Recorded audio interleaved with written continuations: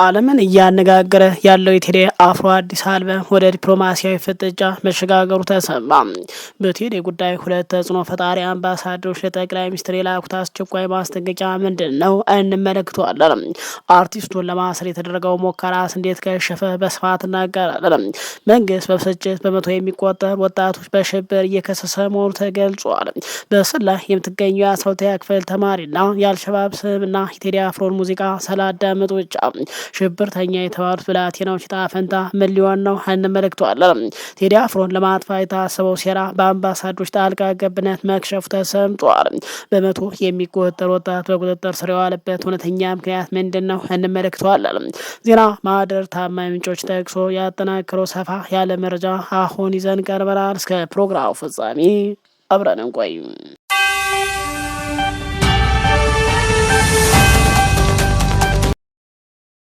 በአርቲስት ቴዲ ጉዳይ በየጊዜው አነጋጋሪና አዳዲስ መረጃዎች መውጣታቸውን ቀጥለዋል።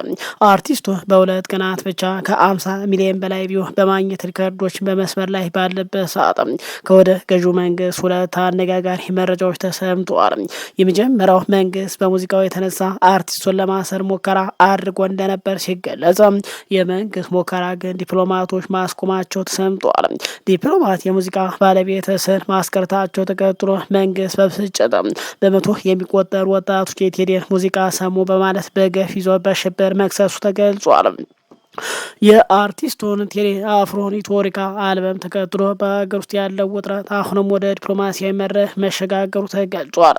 ተቀማጭነታቸው አዲስ አበባ ላይ የሆኑ ሁለት ተጽዕኖ ፈጣሪ ሀገራት አምባሳደሮች ለጠቅላይ ሚኒስትር አብይ አህመድ አስቸኳይ ማስጠንቀቂያ የያዘ የኢሜል መልእክት መላካቸው ታማኝ የዲፕሎማት ምንጮች አረጋግጠውልኛል በማለት ጋዜጠኛ ፋሲን ያለ መረጃውን ይፋ አድርጎታል። አምባሳደሮች ይህንን ጠንከር ያለ መልእክት የላኩት መንግስት ድምፃዊ ቴዎድሮስ ካሳሁን ቴዲ አፍሮ የማሰር ከፍተኛ ፍላጎት እንዳለው መረጃው ስለደረሳቸው እንደሆነም ተገልጿል። ሙዚቃው ከመውጣቱ ቀደም ብሎ በተለይ ስለ ሙዚቃው መግለጫ ሊሰጥ የነበረው መንግስት ባስቆመበት ሰዓት መንግስት በርካታ የጸጥታ ኃይሎች መድቦ ሊያስረው አለ ብሎም የተለያዩ መንገዶች በመጠቀም ሀጫሉ ላይ የሆነውን ቴዲ ላይ ለማድረስ አስቦ እንደነበር ተሰምጧል። ይህንን ቀድሞ የሰሙ አምባሳደሮች በኢሜል መልእክታቸው ላይ ቴዲ አፍሮን ማሰር በሀገሪቱ ውስጥ ማንም ሊቆጣጠረው የማይችል ከፍተኛ ህዝባዊ ቀውስ ይፈጥራል የሚል ግልጽ ማስጠንቀቂያ ለጠቅላይ ሚኒስትር አብይ በመስጠት የታሰበው እስር እና ግድያ ሊቆም መቻሉ ተሰምቷል። ዲፕሎማቶች በመልእክታቸው ካሰፈሩት ዋና ዋና ነጥቦች መካከል ሰፊ ህዝባዊ ድጋፍ እንዳለው በመግለጽ ቴዲ አፍሮ ከብሔርና ከፖለቲካ ወገንተኝነት በላይ እጅግ ሰፊና ጠንካራ የኢትዮጵያ ህዝብ ድጋፍ ያለው የጥበብ ሰው መሆኑን ጠቅሷል ተብሏል። የግጭት መባባስን በተመለከተ ነው። በአሁኑ ወቅት በሀገሪቱ የተለያዩ አካባቢዎች የሚታዩ ግጭቶች ባልበረዱበት ሁኔታ ቴዲን ወደ ወህኒ መውሰድ ሁኔታው ይበልጥ እንደሚያባብሰው መንግስት ሊቋቋመው የማይችል ረብሻ ሊያስነሳ እንደሚችል መክረዋል ተብሏል። እነዚህ ስማቸው እንዲጠቀስ ያልፈለጉ ዲፕሎማት መንግስት ከአርቲስቱ ሙዚቃ ጋር በተያያዘ የወሰደውን ጥብቅ እርምጃና የወጣቶች እስር በቅርበት እየተከታተሉ መሆናቸውን ገልጿል። የአርቲስቱ መታሰር የዓለም አቀፍ ማህበረሰብ ትኩረት ከመሳቡም በላይ በኢትዮጵያ ያለውን የጸጥታ ሁኔታ ወደ ለየለት አዘቅት ውስጥ ሊከተው እንደሚችል ያላቸውን ስጋት በዝርዝር አስቀምጠዋል ተብሏል። ምንም እንኳ ከጠቅላይ ሚኒስትር ጽሕፈት ቤት በኩል ለዚህ የዲፕሎማቶች ማስጠንቀቂያ የተሰጠ ይፋዊ ምላሽ ባይኖርም ጉዳዩ በከፍተኛ የመንግስት ባለስልጣናት ዘንድ መነጋገሪያ መሆኑ ተገልጿል። የአምባሳደር ጣልቃ ገብነት ማስጠንቀቂያ መንግስት በቴዲ አፍሮ ላይ ሊወስድ ያሰበውን ቀጣይ እርምጃ ሊያስቀይረው ይችል እንደሆነ ዜና ማህደሩ በቅርበት የምትከታተለው ይሆናል። ይህ ባለበት ግን ገዢው መንግስት በዲፕሎማቶች ማስጠንቀቂያ የተበሳጨ ይመስላል። ዋናው ትቶ ዳውላውን እንደሚሉት አበው ሙዚቃውን ያወጣውን አርቲስት ሙዚቃውን የሰሙ ወጣቶችን በማደንና በማሰር ላይ መሆኑ ተገልጿል። በመቶ የሚቆጠሩ ወጣቶች የቴዲን ሙዚቃ ሲሰሙ ተገኙ በማለት ትናንት አዲስ አበባ ላይ በርካቶች መታሰራቸው መሰረት ሚዲያ እንዲህ በማለት ዘግቦት ነበር። የድምፃዊ ቴዎድሮስ ካሳሁን ቴዲ አፍሮ ዘፈን መውጣቱ ተከትሎ ከሚያዝያ 8 ቀን ጀምሮ 2018 ዓ.ም ምሽት ጀምሮ የመንግስት የጸጥታ አካላት ባደረጉት አሰሳ የፊታችን ግንቦት ወር የሚካሄደው ምርጫ ለማስተጓጎል አዲሱን ዘፈን እንደ አመጽ መቀስቀሻ ጠቅመውታል በሚል በርካታ ወጣቶች መታሰራቸው ሚዲያችን አረጋግጣለች ብሎ ነበር። ስም አይጠቀስ ያሉ አንድ የመንግስት የመረጃ ምንጭ ለመሰረት ሚዲያ እንዳረጋገጠ ከትናንት ምሽት ጀምሮ የብሔራዊ መረጃና ደህንነት አገልግሎት የአዲስ አበባ ፖሊስና የፌዴራል ፖሊስ ጸጥታ ግብረ ኃይል በመዲናዋ ሰፊ አሳ እያደረጉ ይገኛል ብሎ ነበር። በከተማ ውስጥ በሚገኝ የፖሊስ ጣቢያ ምን ያህል ተጠርጣሪዎች እንዳሉ እርግጠኛ ባልሆነም በፌዴራል ወንጀል ምርመራ ቢሮ ስር ባለው የምርመራ ክፍል ውስጥ 80 ወጣቶች ታስረው ያሉት ምንጫቸው ነው። በአዲስ አበባ ፖሊስ በተለምዶ 3ኛ ፖሊስ ጣቢያ ደግሞ 25 ወጣት በድምሩ 150 ተጠርጣሪ በቁጥጥር ስር ውለው ምርመራ እየጣራ መሆኑን ገልጸውልኛል ነበር። አብዛኛው በቅርቡ እንደሚለቀቁ ተስፋ አለኝ ያሉት አንድ የምርመራ ቡድን አባል ደግሞ ዘፈኑ ለአመፅ መቀስቀሻ ለመዋል መሞከራቸው እንጂ መንግስት ከዘፈኑ ጋር ችግር የለበትም ብለው ለሚዲያው ገልጸው ነበር ብሎ ዘግቧል።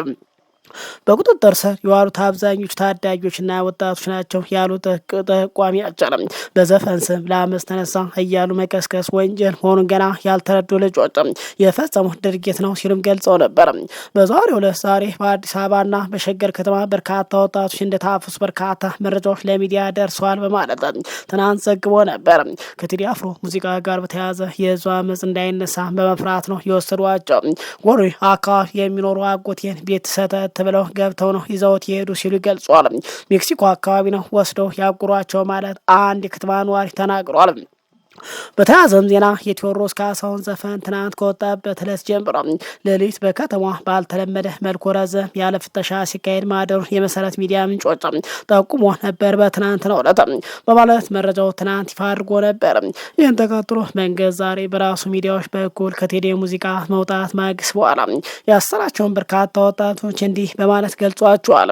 ፍላጎታቸውን በኃይል ለማስፈጸም ታጥቀው በጫካ ከሚንቀሳቀሱ የሽብርና ጽንፈኛ ኃይሎች ጋር ግንኙነት በመፍጠር የሀገሪቱን ሰላምና ደህንነት ለማወክ እንዲሁም መጪውን ሀገራዊ ምርጫ ለማደናቀፍ ስምሪት ወስደው ሲንቀሳቀሱ የነበሩ 138 ተጠርጣሪዎች በቁጥጥር ስር አውለናል ሲል ገልጿል። የብሔራዊ መረጃ ደህንነት አገልግሎት በላከው መግለጫ እንዳመላከተው በተለያዩ የሀገራችን አካባቢ የጥፋት ስምሪት ወስደው ሲንቀሳቀሱ በነበሩ ተጠርጣሪዎች ላይ በጥብቅ ዲሲፕሊን የመረጃ ክትትል ሲደረግባቸው ቆይቶ ከፌዴራልና ክልል ጸጥታ አካላት ጋር በመቀናጀት ከሚያዝያ 9 ቀን 2018 ዓ.ም ጀምሮ በተሰራው ኦፕሬሽን በቁጥጥር ስር ውለዋል ብሏል። ተጠርጣሪዎቹ አዲስ አበባን ጨምሮ በሀገሪቱ ዋና ዋና ከተሞች እንዲሁም በተመረጡ አካባቢ ሽብርና አመፅ በመቀስቀስ ለታጠቁ ቡድኖች ሴሎች በማደራጀት መረጃ መስጠት ጥቃትና እገታ ላይ በመሰማራት ተልዕኮ ወስደው ሲፈጽሙ የነበሩ መሆናቸውን አብራርቷል ብሏል። ለሽብርና ጽንፈኛ ቡድን ገንዘብ፣ ስንቅ፣ ወታደራዊ አልባሳት፣ መገናኛ ሬዲዮን፣ የስልክ ቀፎችና ሲም ካርዶች፣ ጦር መሳሪያ፣ ተተኳሽ በአጠቃላይ ሎጂስቲክስ ሲያሰባስቡና ሲያቀርቡ እንደነበር እንዲሁም በተመረጡ ከተሞችና ቀበሌ የምርጫ ቅስቀሳዎችን ለማደናቀፍ ብሔርን፣ ሃይማኖት ተኮር ግጭት ጭምር ለመቀስቀስ ስምሪት የወሰዱ ስለመሆናቸው መረጋገጡንም ተመላክቷል ብሏል። ከተጠርጣሪዎች መካከል የተወሰኑት አልሸባብና አይሲስ ከተባለ ዓለም አቀፍ አሸባሪ ጋር በመፍጠር በሶማሌ ሽብር ስልጠና የወሰዱ መሆናቸውን በመረጃ ስምሪት መረጋገጡን አገልግሎቱ አስታውቋል ብሏል። በሀገራችን አንዳንድ አካባቢ በመንቀሳቀስ ለቡድኖች ሴሎች በመመልመል ለሽብር ተግባር ሁኔታዎች ሲያመቻች የነበሩ መሆናቸውን በመግለጫው ላይ ጠቅሷል። በተጨማሪ በኦፕሬሽን በቁጥጥር ስር ከዋሉ ተጠርጣሪ መካከል በህገወጥ የጦር መሳሪያ ዝውውር ላይ በመሰማራት ለሽብርና ለጽንፈኛ ቡድን ትጥቅና ተኳሽ በማቅረብ የሀገራችን የጸጥታ ሁኔታ ለማባባስ ጥረት ሲያደርጉ የነበሩ ናቸው ብሏል። እንዲሁም በህገወጥ የሰው ዝውውርና የኮንትሮባንድ ንግድ ላይ በመሰማራት የኢኮኖሚ አሻጥር በመፍጠር መሰረታዊ ፍጆታ ምርት አቅርቦት ላይ እጥረት እንዲፈጠር ሲሰሩ የነበሩ መሆናቸው ተረጋግጧል ብሏል። ተጠርጣሪዎች በቁጥጥር ስር በዋሉበት ወቅት ለሽብርና ለጽንፈኛ ቡድን ሊተላለፍ በዝግጅት ላይ የነበረ የተለያየ የጦር መሳሪያ፣ ተቀጣጣይ ፈንጆችና ቦምቦች፣ ተተኳሽ፣ የተለያዩ የውጭ ሀገር የገንዘብ ኖቶች እንዲሁም የኮንትሮባንድ እቃዎች አብረው እንደተያዙ በመግለጫው ላይ ጠቅሷል። በተጠቀሱ ዝርዝር የሽብር እንቅስቃሴ ጨምሮ በተለያየ የጥፋት ድርጊት ላይ ተሰማርተው የነበሩ በድምሩ 138 ተጠርጣሪ ከሀገር መከላከያ ሰራዊት ከኢትዮጵያ ፌዴራል ፖሊስና ከክልሉ የጸጥታ አካላት ጋር በመቀናጀት በቁጥጥር ስር መዋል መቻሉን ገልጿል።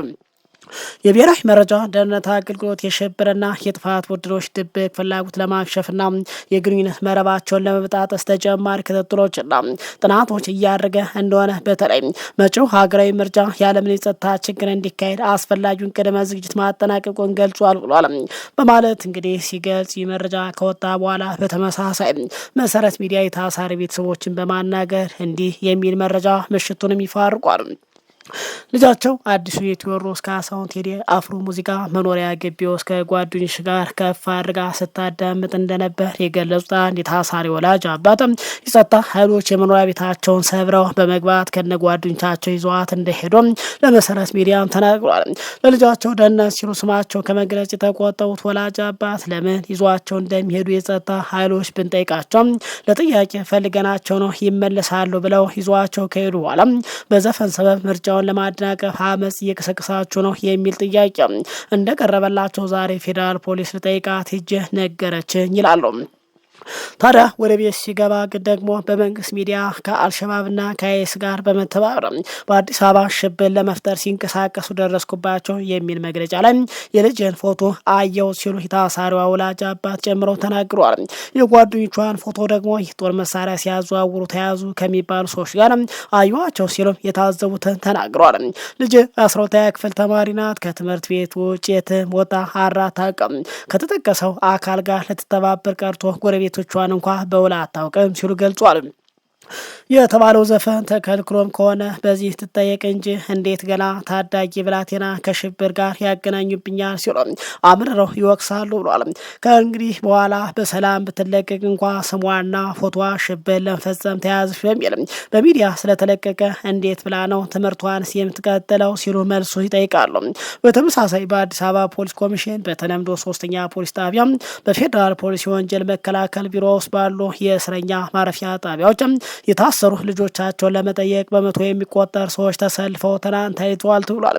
ብዙዎቹ ደግሞ ልጆቻቸው የታሰሩበት ጣቢያ ባለመታወቁ በየክፍለ ከተማ ፖሊስ መምሪያና ፖሊስ ጣቢያዎች እያለቀሱ ሲፈልጉ ውለዋል ተብሏል። ትናንት ከመሸ ጸጥታ ግብረ ኃይሉ ሚያዝያ 9 ቀን 2018 ዓ.ም ባደረጉት አሳ 138 ተጠርጣሪዎች ያስኩ ማለት ተቀጥሮ በአንድ ቀን ይህንን ያህል ከሽብር ጋር የተገናኘ ተጠርጣሪ አንድ ስፍራ ላይ ተሰብስበው የተገኙ አስመስሎታል ሲሉ አስተያየት ሰጪዎች ለሚዲያው ገልጸዋል። አክሎ መግለጫው አዲሱ የቴዎድሮስ ካሳሁን ሙዚቃ ሲያዳምጡ ታሰሩ የሚለውን የመሰረት ሚዲያ ዜና ለማስተባበል የታለመ ይመስላል ሲሉ አክለው ገልጸዋል። ውድ የዜና ማህደር ቤተሰቦች ሰዓቱ መረጃ ይህን ይመስል ነበር። በቀጣይ በሌላ መረጃ እስክንገናኝ በያላችሁበት ሰላም ቆዩን እያለ መረጃው ለሌሎች እንዲደርስ ላይክና ሼር በማድረጋችሁ እንዳዘነጉ ለቻናሉ አዲስ ከሆናችሁ ሰብስክራይብ እና ዶሏን በመጫን ቤተሰብ እንድትሆኑና ወቅታዊ ታማኝ መረጃዎችን ማግኘት ይችላላችሁ። ዜና ማህደር ሁሌም የታማኝ መረጃዎች ምንጭ ሆኖ ይቀጥላል። ክቡራን አድማጭ ተመልካቾቻችን በዚህ ጉዳይ ላይ የራሳችሁን አስተያየት እንድታጋሩን በአክብሮት እንጠይቃለን። በሌላ መረጃ በድጋሚ እስክንገናኝ በያላችሁበት ሰላም ቆዩን።